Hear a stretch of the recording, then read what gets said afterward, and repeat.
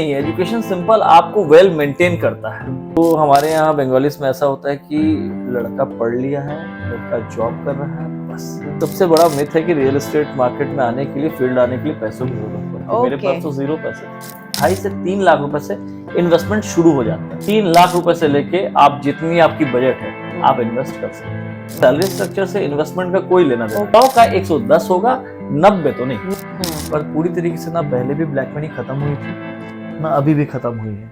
Hello everyone, आप सबको मेरा नमस्ते and I hope all of you are doing well. अगर आपके पास पैसा ज़्यादा है और आपने सेविंग ज़्यादा कर रखी है तो बताइए आप उन पैसों का क्या करेंगे। डेफिनेटली आप सोचेंगे इसे मल्टीप्लाई कैसे किया जाए। ज़्यादा बड़ा अमाउंट है तो आप उसे अलग तरह से इन्वेस्ट करेंगे, छोटा अमाउंट के लिए अलग तरह का इन्वेस्टमेंट होगा। रियल एस्टेट एक ऐसा एरिया है जहाँ पे कॉमन लोग इसके बारे में सोचने से भी डरते हैं। ये सोचते हैं कि ये एक रिच पीपल बिजनेस है, लेकिन मैं आज आपको ये बताना चाहती हूँ कि we can also get into the real estate affairs अगर आपने अच्छी खासी कुछ पूंजी जमा करके रखी है। इसके बहुत सारे मिथ को आज हम ब्रेक करेंगे, बहुत सारे फैक्ट्स सामने लाएंगे with our guest tonight, Mr. Prasoon Goswami. Mister Prasoon Goswami Chhattisgarh राज्य के बिलासपुर शहर के एक जाने माने रियल एस्टेट डेवलपर हैं। So without any delay let's talk to mister Prasoon Goswami.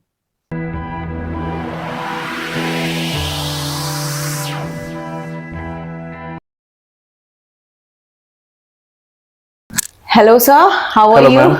How are you doing? Fine ma'am. और नवरात्रि कैसी बीती? बहुत एज अ ही रियल अच्छी। एस्टेट जो बिल्डर है आपके जॉब में कैसा चला? इस बार का नवरात्रि का कैसा था? एक्चुअली रियल एस्टेट में क्या होता है कि 2 सीजन होते हैं। 2 सीजन में हमारा फर्स्ट सीजन इसी को कहते हैं कि जैसे ही पितृपक्ष खत्म होता है उसके बाद ही हमारा स्टार्ट हो जाता है नवरात्रि का सीजन। ओके। यहाँ से हम लोग नवरात्रि में सेल अच्छी हो जाती है, उसके बाद फिर हमारा स्टार्ट होता है फिर आपका समझ लीजिए दिवाली के आसपास। ओके। ये जो दिवाली का टाइम है ना, यही टाइम हमारे सेल का सबसे अच्छा टाइम होता है। ओके। फिर थोड़े शादियों के सीजन में हल्की फुल्की डाउन आती है और फिर जनवरी जेएफएम जिसको हम लोग बोलते हैं, जेएफएम क्लोजिंग जिसकी बात करते हैं, जनवरी, फरवरी एंड मार्च, वो हमारा पीक टाइम होता है। तो ये जो है ना हमारा सीजन स्टार्ट ही होता है ये नवरात्रि के बाद। ओह, तो थैंक यू सो मच पहले कि इतना बिजी आपका स्केड्यूल था और टाइम निकाल के आप आए। And thank you to my friend also, उन्होंने ही सारा अरेंज किया है। जी। तो पहले अगर हम आगे बढ़े तो व्यूअर्स से मैं चाहती हूँ कि व्यूअर्स जाने की who am I speaking to. आप अपना एक छोटा सा इंट्रोडक्शन दे दीजिए प्लीज। जी, मैं एक सिंपल वर्ड में बताता हूँ मैं कि मेरे बारे में। मेरा नाम प्रसून गोस्वामी है। मैं प्रॉपरली बिलासपुर छत्तीसगढ़ का हूँ और मैं लगभग 2012 से मैं रियल एस्टेट बिजनेस में हूँ। मेरी एजुकेशन एमबीए है और मैंने लास्ट 2012 अगस्त में एक कंपनी में मैं as a branch manager join किया था। Company branch manager real estate में। उससे पहले मैं एज ए एचआर कंसल्टेंसी में चलाता था। तो जब हम लोग ज्वाइन किए तो मात्र 21 साल की मेरी उम्र थी, है ना। 21 साल की मेरी एज थी। उस समय लोग बोले कि अरे यार रियल एस्टेट ऐसा होता है वैसा होता है। बहुत ज्यादा बिलासपुर में ऑर्थोडॉक्स मेंटालिटी हुआ करता था रियल एस्टेट को लेके। रियल एस्टेट का मतलब बात करें अपन 2012 से पहले या 2010 से पहले की बात करें तो वो जमीन दलाली जो बोलते हैं ना, जस्ट लाइक दैट। तो इसका मतलब ये मान लो कि आपका कोई फैमिली बैकग्राउंड नहीं था रियल एस्टेट में? आपके फैमिली मेंबर्स नहीं थे? कोई फैमिली मेंबर्स नहीं थे, पुश्तैनी नहीं चल रहा, कुछ भी पुश्तैनी नहीं था। तो you are the one who has started exactly on its own. आपने सेल्फ मेड है आप। Exactly ma'am. मैंने 2012 में मेरी कॉलेज कंप्लीट होने के बाद जब मेरी एक ऑलरेडी फर्म चल रही थी, मेरे एक सीनियर थे मेरे जॉब में, उन्होंने मुझे वॉच किया हुआ था, मेरे कंसल्टेंसी फर्म को भी देखा था, मेरे पैशन को देखते हुए उन्होंने कहा एक बार यार तू ज्वाइन करके देख। इस फर्म में ओपनिंग भी है, एज ए तू अगर जॉब भी ज्वाइन करना चाहता है तो जॉब ज्वाइन कर लिया, ब्रांच हेड होना चाहते हैं उस ब्रांच का, उस जगह को कैप्चर करके देख। तो एक कंपनी हुआ करता था, मैं नाम नहीं लूंगा, आज के डेट में वो कंपनी शट डाउन हो चुकी है। ठीक है। तो उस कंपनी में मैंने ज्वाइन किया। कोरबा, बिलासपुर का कोरबा एक लोकेशन हुआ करता था। उस लोकेशन में मुझे एज ए ब्रांच भेजा गया कि इस लोकेशन को आप, इसके यहाँ एक ब्रांच हम आपको दे रहे हैं और इसी ब्रांच को आपको चलाना है। मुझे जीरो नॉलेज था, आप लिटरली विश्वास नहीं करेंगे, मुझे पता नहीं था कि कोरबा कैसा है। दीपिका और गेवरा जहाँ सबसे ज्यादा क्लाइंट्स आज भी आते हैं, एसीसीएल एम्प्लॉयज है। बस वहां से हम लोगों ने स्टार्ट किया, स्टार्ट करते गए, एक के बाद दो, दो के बाद चार, फिर 2013-14 से मैंने अपनी इंडिविजुअल फर्म डाली।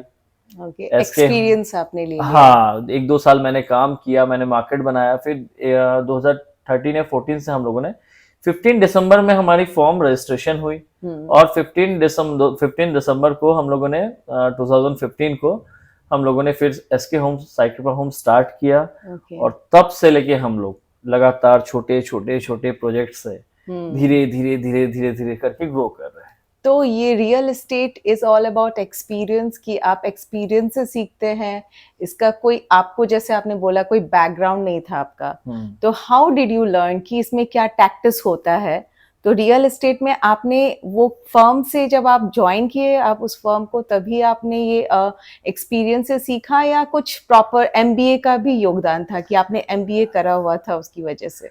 अब ये एक बहुत मतलब नहीं, मैं आपको एक चीज बता रहा हूँ। एजुकेशन जो है ना मैम, हाँ। एजुकेशन कुछ नहीं है। एजुकेशन सिंपल आपको वेल मेंटेन करता है, ठीक। It gives you degree, exactly, qualification, और आपको एक सोशल एनवायरनमेंट में आपको बैठाता है कि आप एक नॉलेज है, तो वो आप एक अच्छे लोगों के बीच में आप कैसे बिहेवियर करते हैं। ओके।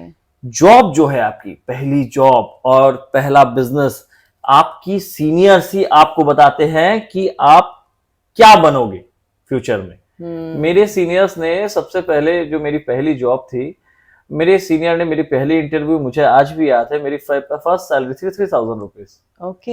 हाँ, और 2012 में? नहीं 2012 नहीं, उससे भी पहले। मैं जॉब ज्वाइन किया 2007 में। ओके। जब मैं स्कूल पास आउट हुआ, मैं अपने कॉलेज के साथ साथ मैंने जॉब किया है। That's great. मेरी ग्रेजुएशन के बाद ही मैं कॉर्पोरेट में था। तो मम्मी पापा से आपने पॉकेट मनी नहीं? हाँ, वो पॉकेट मनी की जरूरत ही नहीं पड़ी कभी मुझे। मैं कुछ ना कुछ क्रिएटिविटी करते रहा। मेरा बचपन से ही बिजनेस लाइन में इंटरेस्ट था। कुछ ना कुछ करना है। मैंने 3 जॉब किया है, जिसमें से मेरी सबसे अच्छी प्रोफाइलिंग रही बजाज एलियांस ग्रुप जो है, उसमें मैं एसएसएम रहा। अच्छा। और उसके बाद फिर मैंने 2012 से मैं जो समझ में आ गया कि जॉब में सैलरी तो मिल जाती हर महीने, पर वही सैलरी हमको कभी तरक्की करने नहीं देती।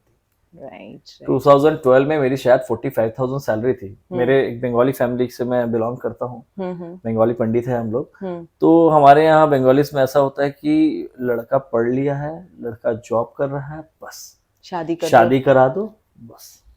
तो सबसे पहले मुझे ये बताइए कि रियल एस्टेट होता क्या है? What is real estate? क्या है ये? और इसका हिस्टोरिकल कुछ बैकग्राउंड है? जमींदारी हुआ, लेन देन हुआ, क्या है एग्जैक्टली? एक्चुअली सबसे बहुत जरूरी, रियल एस्टेट सब सुनते हैं, प्रॉपर्टी लाइन है, ब्रोकरेज है, ये वो, लेकिन एक्चुअली कोई ना रियल एस्टेट के नेचर को समझना नहीं चाहता। हम लोग सबसे पहले आते हैं रियल एस्टेट क्या है, जो आप पूछे ना। रियल एस्टेट मतलब रियल और एस्टेट। रियल क्या होता है? वास्तविक। एस्टेट एक फ्रेंच वर्ड है। एस्टेट जो है एक फ्रेंच वर्ड है, मतलब वास्तविक संपत्ति, जिसको ना काटा जा सकता है, ना जिसको चोरी किया जा सकता है, ना जिसको कहीं ले जाया जा सकता है। सबसे इजी वर्ड में अगर हम समझे, जो एक ऐसी संपत्ति जो वास्तविक है, जो एक्चुअली में हमको विजन में दिखता है। हम बाकी जो भी परचेस करते हैं, लाइक गोल्ड, उसे चोरी किया जा सकता है, उसे नष्ट किया जा सकता है। जमीन में आप आग नहीं लगा सकते, आग लगाएंगे तो भी जमीन वहीं की वहीं रहेगी, वो वहीं रहेगा। एग्जैक्टली। अचल संपत्ति जिसे बोलते हैं, चल और अचल संपत्ति हम लोग बोलते हैं। ये एक चल और अचल संपत्ति में रियल एस्टेट जो आता है, ये वास्तविक संपत्तियों में आता है। ये है सिंपल रियल एस्टेट। अब इसकी हिस्ट्री अगर आप समझना चाहते हैं, रियल एस्टेट क्यों जरूरी है या क्या इंपॉर्टेंट है, तो ये सबसे अच्छी मैं आपको बताता हूँ। ये जब से ये वर्ल्ड बना है या दुनिया बनी है, जब से थोड़े से भी लोग स्टोन एज, अपन चले जाते हैं सबसे पास्ट में, स्टोन एज में, जब स्टोन एज था, तब से जब मनुष्य का अंदर में थोड़ी भी बुद्धि आई है, बात समझिएगा, जब मतलब एक तरीके से कह रहे हैं आदि मानव की शुरुआत हुई थी। वैदिक टाइम्स में, वैदिक टाइम्स तो बहुत बाद आ गए मैम, हम लोग आदि मानव के समय की बात करते हैं। आदि मानव भी था ऑब्वियसली मैम। मैं आपको बता रहा हूँ, केव्स टेरिटरी बाद में आया। सबसे पहला रियल एस्टेट का स्टार्ट हुआ केव से। Okay, interesting. हम लोग जो रियल एस्टेट स्टडी करते हैं, रियल एस्टेट क्यों है, कैसा है, और इसकी इंपॉर्टेंस क्या है। केव्स, लोगों ने सबसे पहले केव्स बनाया, अपने अपने केव्स बनाया, वहां से फिर टेरिटरी बनी, हाँ, फिर धीरे धीरे राजाओं ने अपने अपने जो टेरिटरीज को डेवलप किया। अच्छा, फिर इंडिया में जो इंडस वैली आपने सुना होगा, इंडस वैली की मोहनजोदड़ो की जो वो थी पूरी, उसमें पूरा उन्होंने आर्किटेक्चर फॉर्म किया, आर्किटेक्चर, है ना। उसके बाद सबसे अच्छा जो हिस्ट्री में कहते हैं कि अगर बहुत लंबे में ना जाए, शॉर्ट में भी जाए, रियल एस्टेट का सबसे अच्छा टाइम था Roman empire, Byzantine empire, Roman empire. ये समय में जो है यूरोप में सबसे ज्यादा रियल एस्टेट ग्रो किया। उसके बाद धीरे धीरे धीरे मुगल्स आए। इंडिया में जो रियल एस्टेट की शुरुआत किया है वो है मुगल्स ने किया है, मतलब 1947 के पहले मुगल्स ने बहुत अच्छे से डेवलप किया, नए नए जैसे ताजमहल हो गया या जो बिल्डिंग्स आर्किटेक्चर फॉर्म किया। फिर लीगलाइज में 1947 में जब हमारा देश आजाद हुआ तो 1950 से कई सारे रियल एस्टेट आर्किटेक्चर चालू हुए। लीगलाइज में 1960 के बाद से हाउसिंग डेवलपमेंट कॉर्पोरेशंस ने, जो इंडिया के हाउसिंग डेवलपमेंट कॉर्पोरेशंस थे, फिर लीगल प्राइवेट बहुत सारे फर्म्स आते गए। उसके पहले भी थे, ऐसा नहीं कि उसके पहले नहीं थे, बट उतने ऑफिशियल नहीं थे। मार्केट चालू हुआ 1960 के बाद, इंडियन मार्केट। ये एक शॉर्ट में हिस्ट्री है। कोई स्पेसिफिक एज होता है क्या रियल एस्टेट में, अगर किसी को जाना हो? तो मतलब कुछ मतलब करियर ऑप्शन आप कौन सा एज था आपका, क्या एज था जब आपने रियल एस्टेट को ज्वाइन किया था? अगर पहला क्वेश्चन। एंड यूथ में कौन सा प्रॉपर एज होता है? आफ्टर 35 जाना चाहिए? अगर जाना चाहिए तो क्यों जाना चाहिए? क्या है राइट टाइम क्या होता है रियल एस्टेट में अपना करियर या बिजनेस स्टार्ट करने का?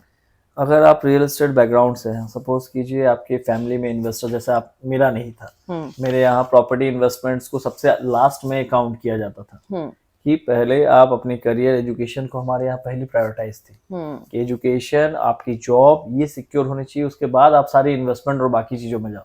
बट आज आप देखेंगे जनरेशन बिल्कुल बदल चुका है। आज 15-16 साल के बच्चे भी करोड़पति बने हुए हैं, जो हम लोग देखते हैं ना, ऑनलाइन बिजनेसेस सीख रहे हैं, सारी चीजें सीख रहे हैं। उनको पता है कि इन्वेस्टमेंट क्या होता है। अगर बिजनेस ज्वाइन करने की बात करता हूँ ना, सिंधी, अग्रवाल और बाकी हर कास्ट में, ऐसा नहीं कोई स्पेसिफिक, अधिकतर लोग 15-16 साल की एज से रियल एस्टेट बिजनेस में आ जाते हैं, लीगलाइज में 18 के बाद। लेकिन ये है कि आपके पास अगर पैसे हैं, लाइक मिनिमम अमाउंट कितना होना चाहिए किसी के बैंक में आने के लिए, कि इन्वेस्ट करने के लिए? इन्वेस्ट नहीं, बिजनेस में आने के लिए प्लस इन्वेस्ट भी करने के लिए। Investment is the first step towards this, I guess. इसमें ना 2 सेक्टर होते हैं मैम। देखिए, जैसे आपका सवाल था कि अगर ज्वाइन करना है, एज ए बिजनेस ज्वाइन करना है, तो इसकी एज है 15, 16, 18 से लीगलाइज्ड। अगर लीगलाइज्ड, लेकिन पैसे भी तो उतने होने चाहिए। ये एक सबसे बड़ा मिथ है कि रियल एस्टेट मार्केट में आने के लिए, फील्ड आने के लिए पैसों की जरूरत पड़ती है। मेरे पास तो 0 पैसे थे। How did you start your company? Agentship सबसे पहला जो होता है, आप किसी के साथ एजेंटशिप में जुड़ते हैं, जिसमें आपको सिर्फ आप एक कमीशन ब्रोकर होते हैं। जब मैं ज्वाइन किया तो एक कंपनी का मुझे एजेंट कोड मिला, पर मैं उस समय, चूंकि मेरी एजुकेशन थी, मेरी नेटवर्क मार्केटिंग फील्ड थी, मुझे 4% कमीशन मिलती थी पूरी एजेंटशिप की कोड में। लीगलाइज, मेरी एज उस समय 21 थी, ठीक। और उसी 4% में मैं करीब 7 एम्प्लॉय रखा करता था। वाओ। तो मेरे पास आज भी, मैं अपनी पहली इनकम जो मेरी चेक आई थी 1,15,795 रुपए का, उसके एक्सेल शीट आज भी मैंने अपने लैपटॉप में सेव करके रखा है, ठीक है। That's very inspiring. और उसके बाद भी उसी 1,15,000 से मैंने अपने 5 की सैलरी दी, एक टेलीकॉलर, 2, मतलब डिपेंड्स करता है कि आपके अंदर क्या एनर्जी है, एनर्जी लेवल है ना। ऑफिस एक्सपेंस है, अगर आप टारगेट करते हैं कि मुझे मतलब 1 करोड़ का बिजनेस करना है, जिसका 4% मुझे आना है, सपोज कीजिए, है ना, तो आप 1 करोड़ का बिजनेस कीजिए, आपके पास 4 लाख रुपए आ रहा है, आप अगर 3 लाख रुपए भी बांटते हैं तो भी आपके पास फिर भी 1 लाख रुपए बचता है। तो आपके पास इनकम की या उसकी जरूरत क्या पड़ी? तो इन्वेस्टमेंट अगर करना हो तो फिर मिनिमम कितना? ये एक बहुत अच्छा सवाल है। आज से 2015 में, जब 2015-14 में मैंने प्लॉटिंग स्टार्ट की, मैंने 1-2 टीएनसी प्रोजेक्ट स्टार्ट किया, तो उस समय 1.5 लाख 2 लाख में ना अच्छे अच्छे प्लॉट्स मिल जाते थे। मैंने 1,62,000 1,45,000 में भी प्लॉट बेचे हैं अपने करियर में 2015 में। 2015 में, ज्यादा पुरानी बात नहीं है। डिपेंड्स की कौन सा प्लेस है, ये भी बात 10 से 15 किलोमीटर में लीगल अप्रूव्ड प्रोजेक्ट में मैंने 1,50,000 1,45,000 में प्लॉट बेचे हैं। ओके। जिसकी कीमत 2 सालों में, इंक्लूडिंग, मैं अपनी बता रहा हूँ, जब कंपनी लॉन्च की एक प्रोजेक्ट फेज 1, जब मैं जॉब में था, तो हमें कंपनीज ऑफर करती थी क्या कि अगर आप एज ए एम्प्लॉय अगर आप इन्वेस्ट करना चाहो तो आप पहले पहले के प्लॉट रख सकते हैं। तो मैंने 1,40,000 के हिसाब से 2 प्लॉट परचेस किया। अच्छा। ठीक, उसके बाद भी कंपनी ऐसी थी, मैं ऑलरेडी सेल्स में था, मैंने परचेज किया और मुझे रजिस्ट्री की भी जरूरत नहीं पड़ी। मैं 6 महीने ऑन गोइंग में उसे मैंने 3 लाख रुपए में बेच भी दिया। मेरी पहली गाड़ी की डाउन पेमेंट वहीं से आई थी, मुझे आज भी वो बात याद है ना। वो प्लॉट नंबर लोकेशन मेरी सब दिमाग में है। ठीक है, वो ट्रिपल रोड का प्लॉट मिला था, कंपनी ने मुझे ऑफर किया था और हम लोग भी करते हैं। तो इससे एक सवाल निकलता है कि प्रॉपर्टी बाय करने के टाइम में क्या क्या चीज का हमें ध्यान रखना चाहिए, स्ट्रेटेजी क्या होनी चाहिए? लीगलिटीज बहुत सारी चीजें आती है, जो मैं बताते जाऊंगा आपको धीरे धीरे। सबसे पहले जो आपका सवाल था ना, किस एज में हम लोग को एंट्री करना चाहिए। तो वो अपन सबसे पहले जो क्लाइंट्स जो होते हैं ना, पहले के टाइम में बताया 1.5 लाख 2 लाख में अच्छे प्लॉट्स मिलते थे। अभी महंगाई बढ़ गई है, इन्फ्लेशन बढ़ चुकी है।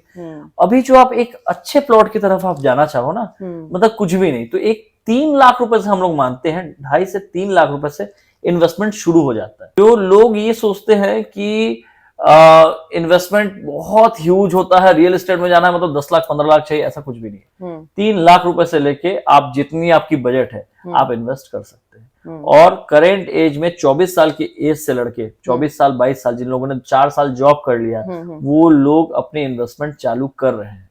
इसके साथ साथ मैम बैंक्स लोन देने को रेडी है, कई कॉर्पोरेट एसोसिएशन है, हम लोग भी जैसे EMI पे देते हैं प्लॉट, तो कोई भी परचेज कर सकता है। ओके, तो रेंटिंग या बाइंग आजकल ये बड़ा मुद्दा चल रहा है इन्फ्लुएंसर के बीच में। सब जगह ये क्वेश्चन, आपका टेक क्या है कि रेंटिंग करें या बाइंग करें? ये पूरे मार्केट में यही चल रहा है। क्यों बाय करें, क्यों रेंट करें, क्यों ना रेंट करें और बाय क्यों करें? व्हाट डू यू से? अब इसमें डिपेंड करता है कि आप क्या करते हैं और कहाँ रहते हैं। अब सपोज कीजिए कि मैं जॉब करता हूँ, मेरा फ्यूचर और मैं आपको रोकना चाहूंगी, आपका सैलरी स्ट्रक्चर क्या है ये भी डिपेंड करता है। मैम एक बात बताऊं आपको, मैं सबसे बड़ा चीज है सैलरी स्ट्रक्चर जो है ना, ये मैंने ऐसा देखा है, जैसे मैंने बताया कि मेरी शुरुआत कोरबा में हुआ है, जिनकी सैलरी 20,000 रुपए है ना, वो 20,000 रुपए मतलब वो हर महीने लोगों को ब्याज से पैसा कमा के अर्न करते हैं। और ऐसे लोग थे जिनकी सैलरी 30,000 थी, वो दूसरों से ब्याज लेते थे। तो सैलरी स्ट्रक्चर से इन्वेस्टमेंट का कोई लेना देना नहीं है। जुडिशियस जो एक्सपेंडिचर होना चाहिए, that is the Mantra. Exact, मतलब क्या है, आप 20,000 आप अर्न करते हो सपोज कीजिए ना, अगर आप 10,000 सेविंग करते हो तो भी आप सेविंग कर सकते हैं, आप इन्वेस्टमेंट कर सकते हैं। अगर आपकी 20,000 इनकम है और आप एक्सपेंसेस ही 25,000 कर रहे हो, तब तो आप माइनस में। आजकल के लोग यही कर रहे हैं, पहले ही जाके कार खरीद लेते हैं, पहले ही जाके लगभग EMIs हो जाती है, घर तो सबसे आखिरी में आता है। तो renting and buying, renting buying के ऑप्शन में लॉजिकल आंसर अगर आप जॉब करते हैं, सपोज कीजिए आप कहीं किसी सिटी में, नए सिटी में आप गए, ठीक, आपको सिर्फ वहां 2 साल बिताना है, तो आपके लिए बेस्ट ऑप्शन है कि आप रेंट पे रहिए, आप रेंटिंग पे रहिए। जितने के आपकी अमाउंट है, अगर रेंट कर रहे उतनी की आप एक किसी प्रोडक्ट में, जहां से आपको या तो रेंट मिले या तो दूसरी सिटी में जहां आप फिक्स रहते हैं, या तो आप वहां पे क्या होता है कि जैसे म्यूचुअल फंड्स है या जो अलग प्रोडक्ट्स है उनमें आप, या FD है उनमें से आप ब्याज लेके आप वहां रहिए। लेकिन अगर आपको ऐसा लगता है कि नहीं यार, मैं यहाँ कम से कम 3 से 4 साल होल्ड करूंगा इस सिटी में, अगर 3 से 4 साल का आपके पास टाइम है, तो एग्जैक्टली आपको बाय कर लेना चाहिए। एग्जैक्टली आपको 3 इयर्स अगर आपके पास है प्रॉपर्टी में देने के लिए, तो आपको बाय करना ही चाहिए। रियल एस्टेट में क्या अपॉर्चुनिटीज हैं? आपने कौन कौन से फायदे उठाए हैं? मैंने आपको अभी जस्ट गिनाया कि मैंने 6 महीने में अपने पैसों को डबल किया। अपने सपने पूरा, मतलब फाइनेंशियल फ्रीडम के पूरी तरीके से आप कर सकते हैं। इस करियर में भी आप अटेन कर सकते हैं। बिल्कुल, मैं जब चालू किया था तो मेरे पास एक CD डीलक्स हुआ करता था। आज मेरे पास 2 गाड़ियां है, घर है, प्रॉपर्टियां है। तो वो आप स्टार्टिंग जितने करेंगे, धीरे धीरे धीरे धीरे आप ग्रो करते ही जाएंगे। और सबसे बड़ा है पेशेंस का बिजनेस है ये। पेशेंस, राइट, यही मैं पूछना चाह रही थी, क्योंकि पेशेंस आप जितने लंबे टाइम रखेंगे, इसकी कंपाउंडिंग भी होती है। एग्जैक्ट पॉइंट पे आए आप कि यहाँ पे क्या होता है, आप जितने लंबे समय आप रुके, जितना भी आप लंबा समय रुके, हो सकता है 6-6 महीने तक आपकी डील्स ना हो, नए लोगों के लिए, ठीक है, 6-6 महीने, साल भर तक डील्स नहीं होती, लेकिन जिस दिन आपकी डील्स होती है, एक साथ हो सकता है 4-4, 5-5 डील्स होती है। राइट। एक जॉब वाला आदमी 5 लाख रुपए कमाता है पूरे साल भर टाइम टू टाइम जॉब जाके। हम लोग भी टाइम टू टाइम आते हैं, लेकिन हो सकता है कि हमारी एक डील पे ही 10 लाख रुपए की अर्निंग हो जाए। तो पेशेंस पेज इसमें। स्टॉक मार्केट या रियल एस्टेट, आप बताइए which one is the better option? और फास्ट मनी किस में बनता है? आजकल का यूथ जल्दी करोड़पति बनना चाहता है, वही तो सबसे बड़ी दिक्कत है। पुरानी बातें, हमारे दादाजी के समय की बातें या हमारे नाना जी के समय की बातों को भूल जाता है कि सबसे बड़ी जो संपत्ति हुआ करती थी, आप लोग को याद होगा, जो बोलते हैं ना कि दुनिया में हर जगह अगर लड़ाई है तो जड़ जोरू और जमीन की, जिसमें से जमीन जो है वो सबसे ज्यादा इंपॉर्टेंट हुआ करता था। पुराने आप अग्रवाल व्यापारियों या धन्ना सेठ के जो बच्चे आज करोड़पति गाड़ियों में घूम रहे हैं, उनकी सिर्फ एक ही हॉबी थी, आपको पता है क्या? जब भी उनको पैसा आता था किसी किसान की वो जमीन को लेके खरीद लेते थे। तो ठीक, आज उनकी शहर में हर जगह उनकी जमीनें निकल रही है। ऐसे मेरे कई मित्र हैं, या ऐसे मैं लोगों को जानता हूँ। ठीक, तो ये एक तरह का ट्रेडिशनल बाइंग और सेलिंग है। अगर आप इन्वेस्ट नहीं करेंगे कि यार यहाँ तो कुछ भी नहीं है, और सबसे सेफेस्ट है, आप जो स्टॉक मार्केट और इसकी बात करते हैं ना, स्टॉक एक बार डाउन हो भी सकता है, और स्टॉक मार्केट स्टडी का विषय है, जो पढ़ सकते हैं। ठीक है, मेरी बात समझिएगा, जो लोग उसमें स्टडी करते हैं, जो लोग जानकार है, उनके लिए स्टॉक बहुत अच्छी चीज है। एंड ये इसमें लक फैक्टर भी ज्यादा मैटर करता है स्टॉक मार्केट में? नहीं, ऐसा लक फैक्टर किसी चीज में नहीं हुई। लक फैक्टर एक लास्ट ऑप्शन आता है। ठीक है, अगर आपकी स्टडी अच्छी है, आपकी नॉलेज अच्छी है, तो आप स्टॉक मार्केट से भी पैसे बना सकते हो, लेकिन उसमें माइनस होने के चांसेस है। पर रियल एस्टेट की सबसे अच्छी बात है कि आपका 100 का नहीं होगा, 100 का 110 होगा, 90 तो नहीं। 90 तो नहीं। अगर जिस आदमी को एक BCD भी नहीं आता इन्वेस्टिंग का, अरे कुछ नहीं भाई, ये वाली जमीन है, तुम रख लो। मैं आपको पहले ही बोला ना, जैसे 3 साल अगर आपके पास है किसी सिटी में देने के लिए, तो you must by that property. 3 साल से 5 साल के बीच में अधिकतर प्रॉपर्टियां डबल हो जाती है। Just right.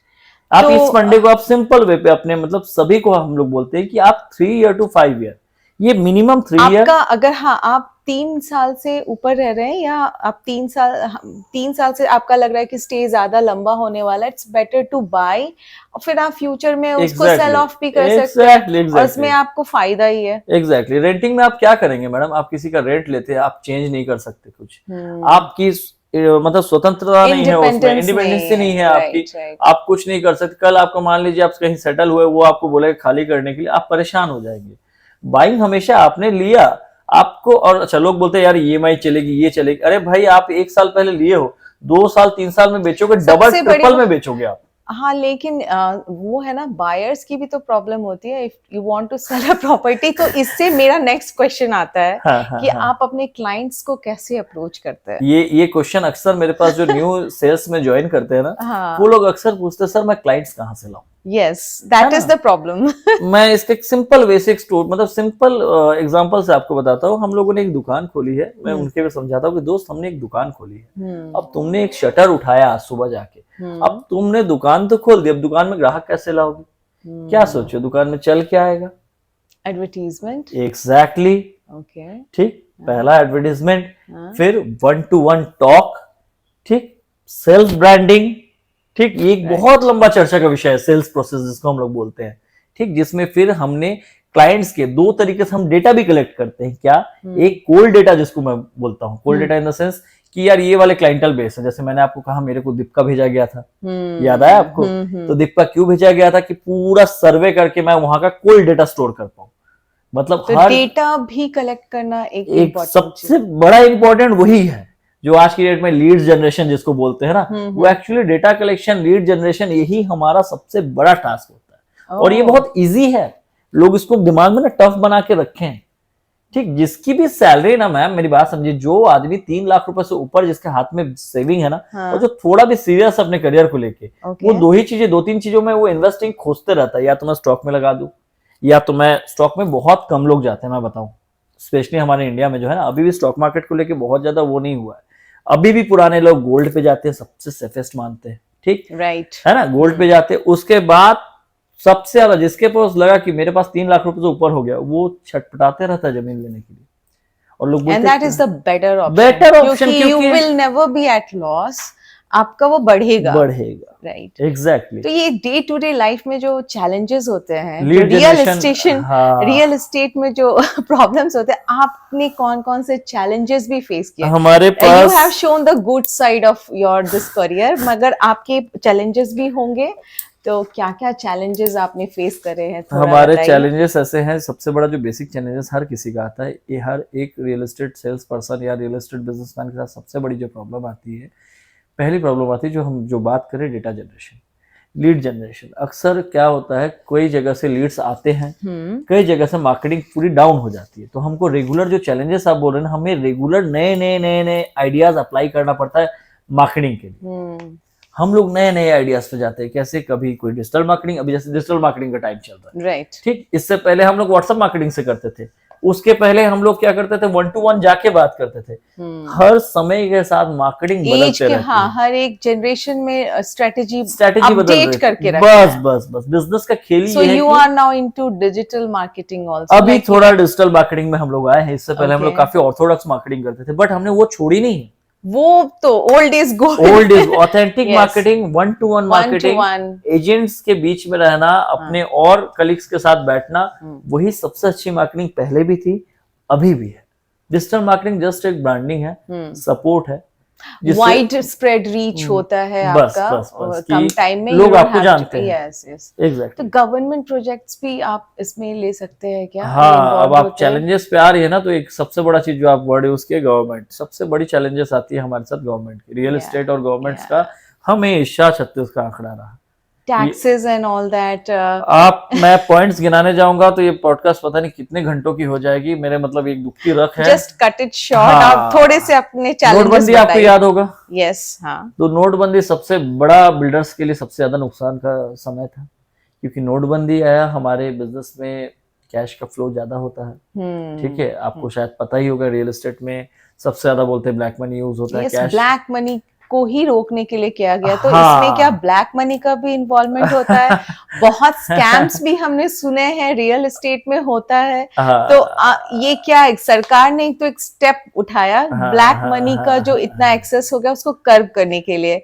तो आपके प्रॉब्लम्स तो हमें समझ में आ रहा है, लेकिन इसमें ये सब भी इन्वॉल्व होते हैं क्या? थोड़ा बहुत आप बता सकते हैं, अगर आपको बताने में खुल के अगर नहीं, कोई इशू नहीं है, बिल्कुल एग्जैक्टली क्या होता था। इसके जो रिस्क फैक्टर्स है ना, इसके रिस्क फैक्टर्स भी आप बताइएगा, plus scams and the black money thing जो इन्वॉल्व होती है रियल एस्टेट में। लोग इसको इस नजरिए से भी देखते हैं कि लोग जो है, कुछ लोग अपने ब्लैक मनी को पार्क करते हैं रियल एस्टेट के नाम पे।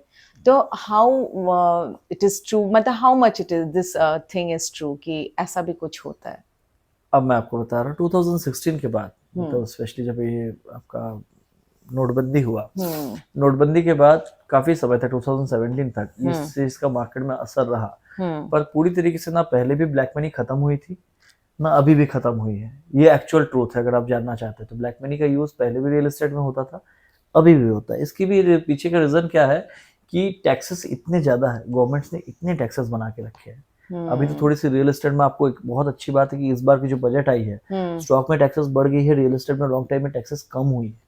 तो अभी फिर से रियल एस्टेट इन्वेस्टर्स के लिए बहुत अच्छी अपॉर्चुनिटी समय है, बहुत अच्छी अपॉर्चुनिटी है कि रियल एस्टेट में आप लॉन्ग टाइम के लिए इन्वेस्टमेंट कर सकते हैं, है ना। पहले से थोड़ी कम हुई है, बहुत ज्यादा तो नहीं बोल सकता, लेकिन पहले से थोड़ी बेहतर है। जो क्रिटिक्स कर रहे हैं वो अलग बात है, अगर आप डीपली स्टडी में जाएंगे तो पहले से थोड़ी बेहतर है, और अभी इन्वेस्टमेंट के लिए बहुत अच्छी टाइम है।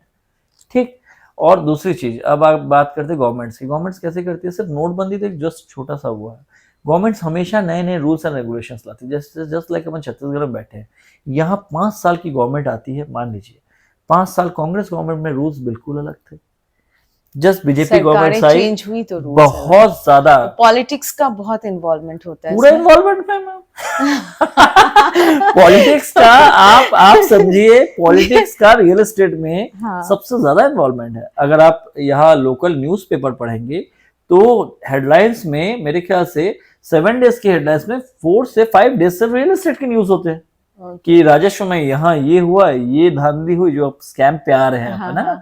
तो ये चीज हुआ, वो चीज हुआ, ये हुआ, तो इसमें बिना पॉलिटिक्स के कहाँ से कुछ होगा? मेरा ये क्वेश्चन था आपसे कि गवर्नमेंट प्रोजेक्ट्स में जैसे रियल एस्टेट का, जैसे ब्रिजेस वगैरह बनाना, रोड्स वगैरह, ये भी रियल एस्टेट में आता है? हाँ, एग्जैक्टली, ये कंस्ट्रक्शन वर्क में आता है। Construction work, that's not part of real estate? नहीं, रियल एस्टेट का ही पार्ट है वो, बट वो एक मतलब जस्ट लाइक कंस्ट्रक्शन कंपनी, जो रियल एस्टेट कंस्ट्रक्शन कंपनी है वो एज ए टेंडर में काम करती है। जैसे मैं भी एक दो गवर्नमेंट प्रोजेक्ट्स करता हूँ, करते हो तो मुझे कॉन्ट्रैक्ट मिला, वो इन्वेस्टिंग फील्ड से बिल्कुल डिफरेंस है। तो यही मुझे इसमें क्वेश्चंस पूछने थे, आपसे क्वेश्चन पूछना था कि कोई आपका टेंडर पास हो गया, आपको काम मिल गया, लेकिन जो लोग वहाँ के गांव में ही जैसे कुछ बनाना है, तो वहाँ के लोग, लोकल लोग, जो लोकल बिल्डर हैं, वो फिर थोड़ा सा प्रोटेस्ट भी करते। तो ऐसा कुछ चैलेंजेस आपने कभी फेस किया, या ऐसा फेस करने को मिलता है क्या रियल एस्टेट? छत्तीसगढ़ बहुत अच्छी पीसफुल जगह है यहाँ पे।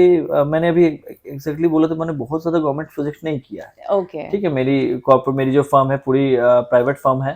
मैंने 1 से 2 प्रोजेक्ट्स किया है गवर्नमेंट, है ना, तो ऐसा कुछ आपको हाँ फेस मुझे करने ऐसा को ट्रबल नहीं मिला।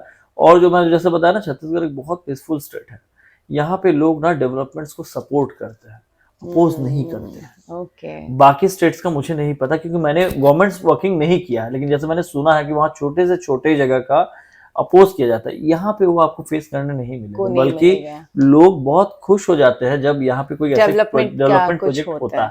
तो फ्रैक्शनल ओनरशिप भी इसमें आता है क्या? फ्रैक्शनल ओनरशिप मींस क्या होता है? Is that part of some like? मैं फ्रैक्शनल ओनरशिप को एकदम सिंपल लैंग्वेज में बताता हूँ। फ्रैक्शनल ओनरशिप समझाइए कि ये क्या लीगल है, ऐसा करना चाहिए, और ये क्या स्कैम का एक पार्ट है? नहीं, to be very frank, fractional ownership सबसे ज्यादा होता था आपका 2090s के पहले फ्रैक्शनल ओनरशिप पे ही चलता था। गवर्नमेंट आई, रेगुलेशंस बहुत धीरे धीरे बदलते गए। फ्रैक्शनल ओनरशिप को सिंपल लैंग्वेज में बोलते हैं पावर ऑफ अटॉर्नी देना। ठीक, जो आप फ्रैक्शनल ओनरशिप मतलब आपका ओनरशिप नहीं है, बट अभी आप ओनर हो, यही है ना। आपने पैसा इन्वेस्ट कर दिया, हाँ, और पावर ऑफ अटॉर्नी किसी और के नाम पे दे दिया, वो फ्रैक्शनल ओनर है, वो ओनर नहीं है। बट वो पेपर ऑन पेपर क्या रहता है? ओनर, असली ओनर का नाम रहता है, या जिस अच्छा पावर ऑफ अटॉर्नी? इसमें भी दो क्लॉसेस है मैडम। जब आप पूछ रही हैं असली ओनर का नाम, वो हो गया बेनामी संपत्ति। यस, मैं अगर आपकी क्वेश्चन ये है कि बेनामी संपत्ति के बारे में एक और टेंजेंट निकल रहा है। हाँ, ये मतलब रियल एस्टेट इतनी ह्यूज सब्जेक्ट है ना, कि ये आप एक सब्जेक्ट आप जाएंगे ना, तो बहुत लंबी स्टोरीज है।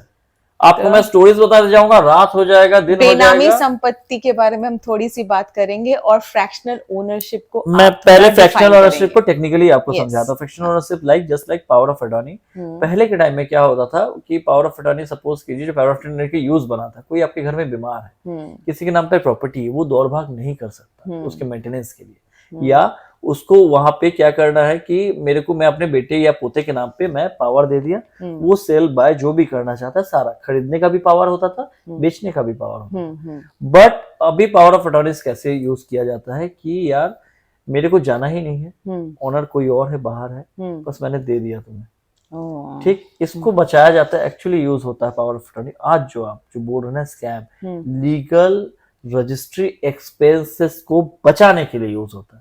सपोज करिए मैं ट्रेडर हूं, मुझे तो 2 साल में बेचनी है प्रॉपर्टी, ठीक, तो मुझे ये मैं क्यों रजिस्ट्री कराऊं? रजिस्ट्री कराऊंगा, मुझे रजिस्ट्री का स्टाम्प ड्यूटी देना पड़ेगा। तो मैंने सामने वाले से पावर ऑफ अटॉर्नी ले लिया, ठीक, मैंने 2 साल में मैंने उसे फिर किसी जिसको देना था मुझे, मैंने बेच दिया। ट्रेडर्स अधिकतर पावर ऑफ अटॉर्नी लेते हैं। पावर ऑफ अटॉर्नी पूरी तरीके से लीगल है, ठीक, और इसकी टाइम बॉन्डिंग जो है अभी 2 साल की पावर ऑफ अटॉर्नी की वैलिडिटी है। आपको रिन्यू कराना पड़ता है पावर ऑफ अटॉर्नी हर 2 साल में जी। ओके, अगर आप पावर ऑफ अटॉर्नी रिन्यू करा रहे हैं, मतलब दोनों पार्टी आके रजिस्ट्रार के सामने खड़े होकर फिर से रिन्यू हो रहा है वो पावर ऑफ अटॉर्नी, तो पावर ऑफ अटॉर्नी कल भी लीगल थी, आज भी लीगल है। जो समय के साथ टैक्स आएगा, हाँ, पावर ऑफ अटॉर्नी में एक बहुत अच्छी चीज इंप्लीमेंट किया है गवर्नमेंट ने। जब भी आप किसी को प्रॉपर्टी सेल करते हैं, जब ऑनर खरीदता है, तो पैसा जो है, जो मतलब बायर जो पैसा देगा, वो डायरेक्ट ऑनर को जाता है, ना कि पावर ऑफ अटॉर्नी। ओह, अच्छा, ये जो कि पहले नहीं हुआ, जिसमें स्कैम्स हुआ करते थे। ठीक है, क्या होता था, किसी किसान की पावर ऑफ अटॉर्नी ले लिया और उसने बेच दिया, और वो पैसा लेके भाग गया, और किसान के पास पैसा ही नहीं गया, और रजिस्ट्री हो गई। ये सारी चीजें जो है सेफगार्ड अभी हो गया। हाँ, 2010 के बाद धीरे धीरे बहुत सारी चीजें इंप्रूवमेंट हुई, और बहुत सारे स्कैम बंद हुए। वास्तु का क्या रोल है रियल एस्टेट में? क्या ये स्टंट है या सीरियस बिजनेस अफेयर है? वास्तु का सबसे बड़ा रोल तो वास्तु का ही है। वास्तु कंप्लायंट घर जैसे लोग आजकल ढूंढते हैं, तो कितना वास्तु को आप लोग कंप्लाई करते हैं? अगर हम आप लोग बना पूरी रहे होते हैं तरीके से वास्तु मानते हैं और पूरी तरीके से वास्तु के अप्लाई करते हैं। और 95% कस्टमर्स जो आते हैं ना, सबसे पहले वास्तु को ही पूछते हैं। जैसे आज भी आप जनरल वास्तु करते हैं या किसी का एस्ट्रोलॉजिकल चार्ट लेके कुछ ऐसा, या एक जैसे जनरल की भाई मेन एंट्रेंस यहाँ होना चाहिए, बेडरूम यहाँ होना चाहिए, एक जनरल वास्तु फॉलो करते हैं या एस्ट्रोलॉजिकली भी आप देख के उसको एक्चुअली फॉलो करते हैं? वास्तु जो होता है वो जनरल एस्ट्रोलॉजिकल कॉमन ही होता है वास्तु, कॉमन है ना? होता है। ठीक है, कोई लोग डीपली में जाते हैं। एक्चुअली जो अगर वास्तु आप फॉलो करने जाएंगे तो गांव के जो बड़े मकान हैं वहीं पे प्रॉपर वास्तु फॉलो होता है। उसके बावजूद भी हम लोग अपनी हाउसिंग सोसाइटीज में, हाउसिंग मकानों में पूरी कोशिश करते हैं कि एक एक चीजें वास्तु के हिसाब से हो। जैसे कि ईशान कोण में मंदिर हो, ठीक, एंट्रेंस आपकी ईस्ट फेसिंग हो, ठीक, वायव्य कोण में शयन कोण होते हैं, वायव्य कोण होते हैं, आग्नेय कोण होते हैं, आग्नेय कोण में किचन हो, ठीक है, वायव्य कोण में सीढ़ी हो। तो आप ये सारा चीज कंप्लायंट आपका रहता है। एग्जैक्टली, दिशा, वास्तु, हर चीज को हम लोग अप्लाई करते हैं।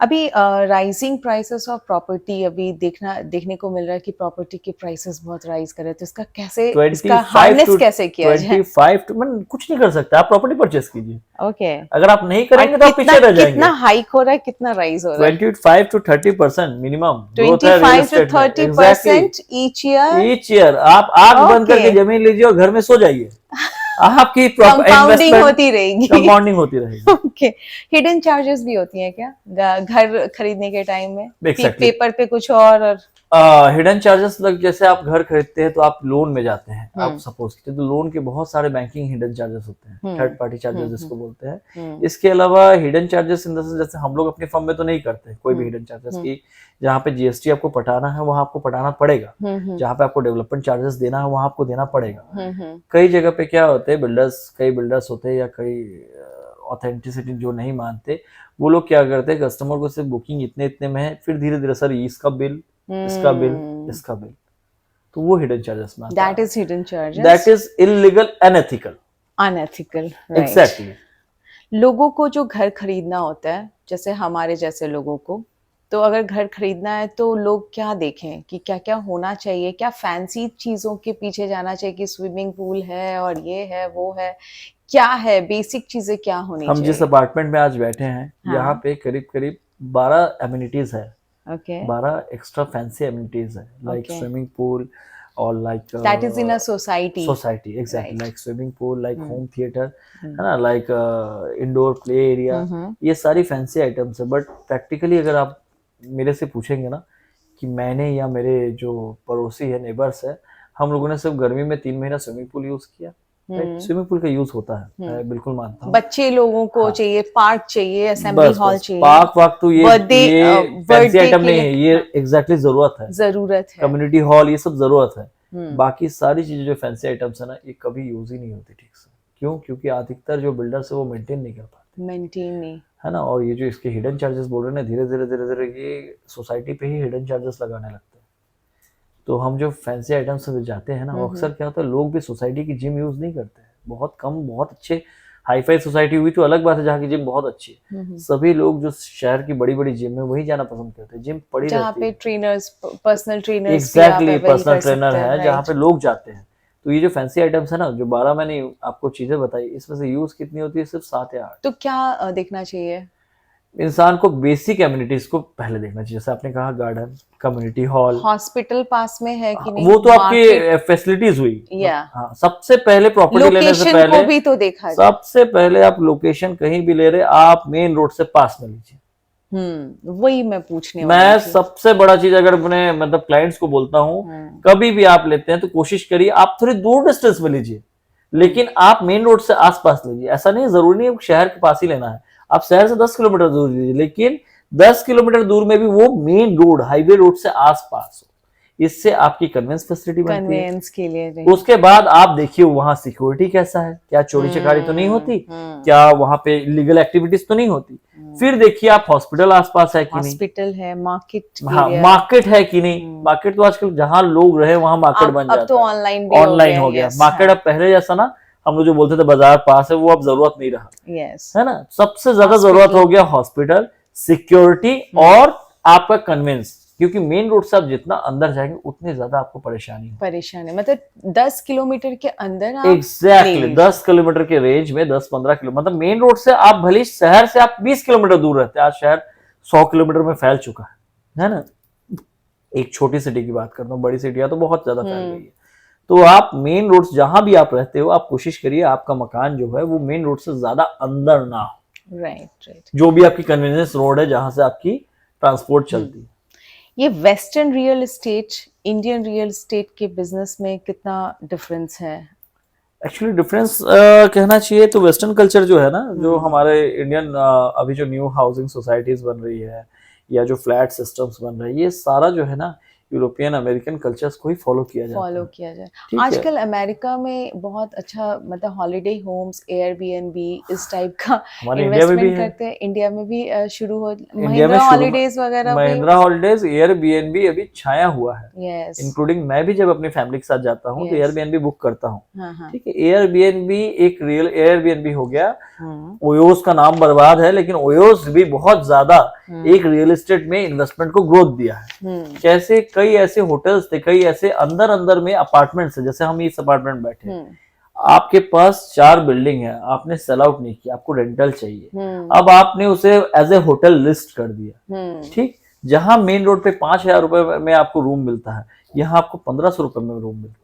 तो एक आदमी जो है इस टाइप का भी स्ट्रेटेजी लेके कर सकता है। बिल्कुल, बड़ी सिटीज में यही हो रहा है। लोग एयरबीएनबी पे होटल्स बना के, एयरबीएनबी पे रिसोर्ट्स बना के मैनेजमेंट एजेंसीज को दे देते हैं। बिल्कुल, इसकी 3 से 4 एजेंसीज आती है और फ्री हो जाती है, और वो आराम से अपना जो उनको 15-20% जो मिल रहा है वो अपना उससे ज्यादा है, उससे ज्यादा लेते हैं। बहुत ज्यादा है। नहीं, वो जो चार्जेस लेते हैं वो लगभग 20% तक लेते हैं, 20%। पर प्रॉफिट जो है वो ह्यूज है, बहुत ज्यादा है। Like one time investment and you are reaping it lifetime. और प्रॉपर्टी की वैल्यू, राइट, या इंडिया में कौन कौन सा ऐसा प्लेसेस है जहाँ पे लिया जा सके? अभी तो लक्षद्वीप के ऊपर भी बहुत ज्यादा फोकस आ रहा है, और जैसे गोवा हो गया, प्रधानमंत्री जी हमारे घूम के आ गए। यस, मालदीव्स में बड़ी आग लग गई। आग लग गई जी। तो ये ऐसे ऐसे प्लेसेस में भी जो है पोटेंशियल अगर बायर्स है उसके ऊपर अगर फ्यूचर देखा जाए कि यहाँ पे इस टाइप का इन्वेस्टमेंट कर सकते हैं। Goa is already there, Kerala भी हो ही गया, लाइक अंडमान, कुछ वर्जिन प्लेसेस है नॉर्थ ईस्ट जो स्टेट्स है, north eastern states, Himachal, Uttarakhand, that Assam and the seven sisters area, those are very virgin places जहाँ पे लोग पहुंचते नहीं है। वहां पे भी अगर इन्वेस्टमेंट किया जाए तो अपॉर्चुनिटी बहुत अच्छी है फॉर द पोटेंशियल बायर्स। आप एडवाइस क्या देना चाहेंगे टू द यंगस्टर्स और फ्यूचर जो जनरेशन है जो रियल एस्टेट में आना चाहते हैं, और हम जैसे लोगों को भी जो इन्वेस्ट करना चाहते हैं? तो आपका फाइनल एडवाइस क्या होगा? मेरा फाइनल एडवाइस यही है, शुभ दीपावली मेरा फाइनल एडवाइस ये है कि 3 लाख रुपए से अगर आपके ज्यादा अकाउंट में आते हैं तो आप प्रॉपर्टी परचेज कीजिए। आप रेंटल के पर्पज से परचेज कर रहे हैं, आप होटल एयरबीएनबी में लिस्ट करने से पर्पज से कर रहे हैं, आप किसी भी पर्पज से कर रहे हैं, first you by land, purchase कीजिए, लैंड परचेज कीजिए, फ्लैट परचेज कीजिए, परचेज की सोचिए मत। सोचते सोचते कईयों के दादाजियों ने प्रॉपर्टी बना ली, और फिर ये बाद में बोलते कि काश 5 साल पहले हमने ये कर लिया होता। उस वक्त जब प्रेजेंट मोमेंट, आज तो पैसे नहीं है, 5 साल पहले करते, फिर आगे के 5 साल फिर वो सोचते कि हमने एग्जैक्टली इतना आप सोचेंगे तो नहीं होगा। जहां जो मिल रहा है, जैसी प्रॉपर्टी मिल रही है आपके सुटेबल के हिसाब से, प्रॉपर्टी में 2-3 चीजें चेक कीजिए, लोकेलिटी, लीगलिटी और आपकी बाइंग कैपेसिटी। ये 3 हम लोग हमेशा क्लाइंट्स को बोलते हैं, ये तीनों चीजों को आप देखिए और परचेस कीजिए, और प्रॉपर्टी को बीच बीच में मॉनिटर करते रहिए। बाकी आपकी प्रॉपर्टी आपको नुकसान देके नहीं जाएगी। घर वाले धोखा दे सकते हैं, दोस्त यार धोखा दे सकते हैं, प्रॉपर्टी आपको धोखा नहीं दे सकती। That's your final advice to the audience. Exactly. So we have come to the end of this conversation, Prasun ji. Thank you so much time निकालने के लिए, और बहुत कुछ मैंने आपसे सीखा, और मैं भी चाहती हूँ अब मैं जाके देखूंगी कितना पैसा रखा है, कहाँ इन्वेस्ट करें। फ्यूचर में आपसे एडवाइस भी लूंगी। And thank you so very much. Happy Deepawali to you. Thank you. So that was the end of the conversation ladies and gentleman, and I hope you have enjoyed this whole episode, और आपने बहुत कुछ सीखा होगा, आपके doubts भी clear हुए होंगे। मेरे खुद के बहुत सारे डाउट्स क्लियर हुए हैं, तो आप अपने पैसे को बहुत ही जुडिशियसली इन्वेस्ट करें, जहाँ प्रॉफिटेबल हो, सारे क्लॉजेज और सारे रिस्क फैक्टर्स को ध्यान में रख के करें। मैं आपसे यही गुजारिश करूँगी। और अगर आपको हमारा ये प्रयास पसंद आया हो तो please like and subscribe and share among your friends. और आप किस टॉपिक पे और जानना चाहते हैं, please write in your comments. आपके कमेंट्स का इंतज़ार रहेगा। सो आप सबको फिर से एक बार शुभ दीपावली एंड शुभ रात्रि।